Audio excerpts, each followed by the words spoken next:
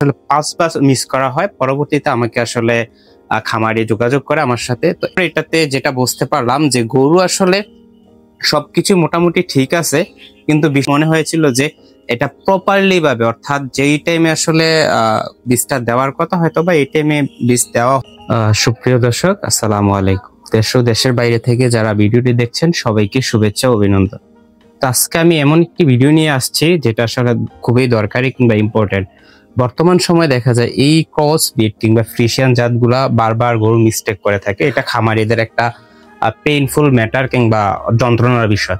তো এটা হচ্ছে যে খামারি ওনার গরুটা আসলে ৫ বার মিস করা হয়। পরবর্তীতে আমাকে আসলে খামারি যোগাযোগ করে আমার সাথে। তো এটা আসলে এসে জানতে পারি যে পূর্ববর্তী সময় ৩ বার দেওয়া হয়েছে গরু দ্বারা আর ২ বার এআই টেকনিশিয়ান দ্বারা।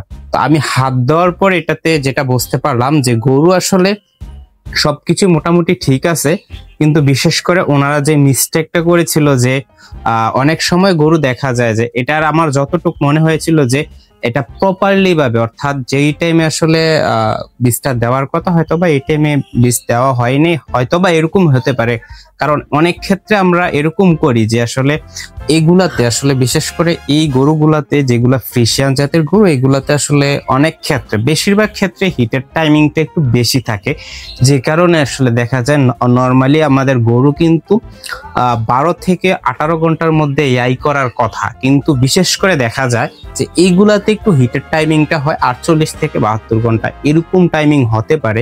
তো এই ক্ষেত্রে হচ্ছে দেখা যায় যে বেশিরভাগ ক্ষেত্রে যেই হিটের সময়সীমা কিংবা এই সময়সীমার মধ্যে এআই করার হয় না, বা এরকম সময়সীমা এআইটা করা হয় না, এই বিধায় পরবর্তীতে হতে পারে। যেমন এখন আমি আসার পরে উনি যেই বিষয়টা সাজেস্ট করলো, কালকে দুপুরের আগে থেকে যদিও গরু ডাকাডাকি করতেছে, এখনো কিন্তু গরুটার প্রচুর পরিমাণে ডাকাডাকি। তো এই ক্ষেত্রে হচ্ছে এখন যদি আমি এআই করি, এআই করার পরে যদি আর পরবর্তীতে এআই না করি, এক্ষেত্রে কিন্তু যে সমস্যাটা হতে পারে যে যদি গরুর হিটটা পূর্ণাঙ্গ থেকে যায়, অর্থাৎ পরবর্তী ডাকাডাকি থাকে কিংবা হিটটা থেকে যায়, এক্ষেত্রে কিন্তু আমি যখন এআই করলাম এটা কিন্তু আসলে কোনো কাজে আসবে না। অনেক ক্ষেত্রে এরকম হয় যে আমরা এআই করি, এআই করার পরে গরু ৫ ঘন্টা ৭ ঘন্টা বা পুরো দিন ডাকাডাকি করে। তো এই ক্ষেত্রে কিন্তু আসলে মিসকনসেপ্টের সম্ভাবনাটা খুবই কম কিংবা না হওয়ার সম্ভাবনাই থাকে। তো এই ক্ষেত্রে যদি খামারিদের উদ্দেশ্যে আমি বলবো, যদি গরু এআই করার পরও আপনার প্রচুর পরিমাণ ডাকাডাকি কিংবা এরকম সমস্যা হয়ে থাকে, কিংবা দেখা যায় উত্তেজনা বিরাজ করতেছে, পরবর্তী সময়ে আপনার আরেকটা এআই করা কিংবা কৃত্রিম প্রজনন যদি আরেকটা বীজ দিয়ে দেন, এক্ষেত্রে হচ্ছে কনসেপ্টের সম্ভাবনা খুবই বৃদ্ধি পাবে। আর পাশাপাশি যেই কাজটি করতে পারেন, যদি এই গরু বারবার মিস করে, অর্থাৎ ৪-৫ বার মিস করে, এক্ষেত্রে কনসিমাস্ট এআই, হাই এআই, শিউরে এগুলো আছে, এগুলা পাশাপাশি দিলে আসলে সাপোর্ট হিসাবে খুব ভালো একটা সাপোর্ট পাবেন। আর বিষয় হচ্ছে গরুটা কনসেপ্টের সম্ভাবনা কিংবা কনসেপ্টের হার বাড়বে।